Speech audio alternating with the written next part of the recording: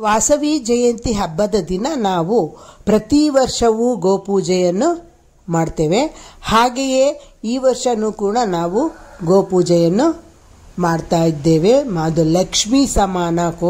ಈ ಗೋವಿನಲ್ಲಿ ಕೋಟ್ಯಾಂತರ ದೇವತೆಗಳು ಇದ್ದಾರೆ ಅಂತ ಹೇಳ್ತಾರೆ. ಅದಕ್ಕೆ ನಾವು ಪ್ರತಿ ವರ್ಷವೂ ಅಗ್ನಿ ಪ್ರವೇಶದಂದು ಗೋಪೂಜೆ ಮಾಡ್ತೀವಿ ಮತ್ತು ದಸರಾದಲ್ಲೂ ಗೋಪೂಜೆ ಮಾಡ್ತೀವಿ. ಈಗ ವಾಸವಿ ಜಯಂತಿಯಲ್ಲೂ ಗೋಪೂಜೆ ಮಾಡ್ತೀವಿ ಮತ್ತು ಅಮ್ಮನವರ ಪ್ರತಿಷ್ಠಾಪನೆಯಾದ ವಾರ್ಷಿಕೋತ್ಸವದಲ್ಲೂ ಸಹ ನಾವು ಗೋಪೂಜೆಯನ್ನು ಮಾಡ್ತೇವೆ. ಈ ವರ್ಷವೂ ಕೂಡ ನಾವು ಗೋಪೂಜೆಯನ್ನು ಮಾಡ್ತಾ ಇದ್ದೇವೆ. ನಮಸ್ತೆಸ್ತೋ ಮಹಾಮಾಯೇ ಶ್ರೀಪೀಠೆ ಸುರಪೂಜಿತೆ ಶಂಖಚಕ್ರಗದಾ ಹಸ್ತೆ ಮಹಾಲಕ್ಷ್ಮೀ ನಮೋಸ್ತುತೆ. ನಮಸ್ತೆ ಗರುಡಾರೂಢೆ ಕೋಲಾಸುರಭಯಂಕರಿ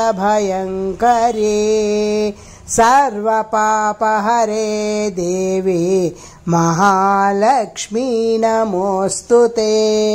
ಸರ್ವಜ್ಞೆ ಸರ್ವವರದೆ ಸರ್ವದುಷ್ಟಭಯಂಕರಿ ಸಿದ್ಧಿಬುದ್ಧಿ ಪ್ರದೇ ದೇವಿ ಮಹಾಲಕ್ಷ್ಮೀ ನಮೋಸ್ತುತೆ. ಆದ್ಯಂತರಹಿತೆ ದೇವಿ ಆದಿಶಕ್ತಿ ಮಹೇಶ್ವರಿ ಯೋಗಜ್ಞೆ ಯೋಗ ಸಂಭೂತೆ ಮಹಾಲಕ್ಷ್ಮೀ ನಮೋಸ್ತುತೆ. ಸ್ಥೂಲ ಸೂಕ್ಷ್ಮ ಮಹಾರೌದ್ರೆ ಮಹಾಶಕ್ತಿ ಮಹೋದರೆ ಮಹಾಪಾಪಹರೆ ದೇವಿ ಮಹಾಲಕ್ಷ್ಮೀ ನಮೋಸ್ತುತೆ.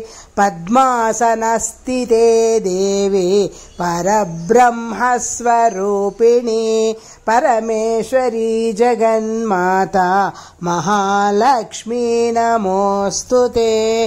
ಶ್ವೇತಾಂಬರಧರೆ ದೇವಿ ನಾನಾಲಂಕಾರ ಭೂಷಿತೆ ಜಗಸ್ಥಿತೆ ಜಗನ್ಮಾತಾ ಮಹಾಲಕ್ಷ್ಮೀ ನಮೋಸ್ತುತೆ.